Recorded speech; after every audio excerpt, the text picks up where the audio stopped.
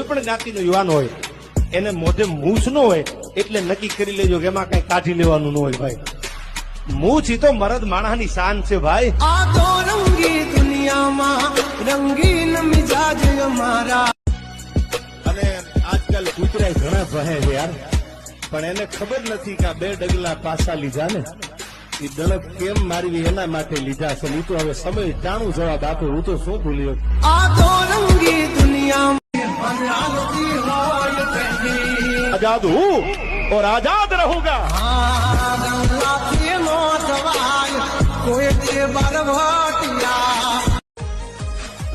હવે એકચ્યુઅલી આમ ના કરવું પડે ને હવે એકચ્યુઅલી આમ ના કરવું જોઈએ.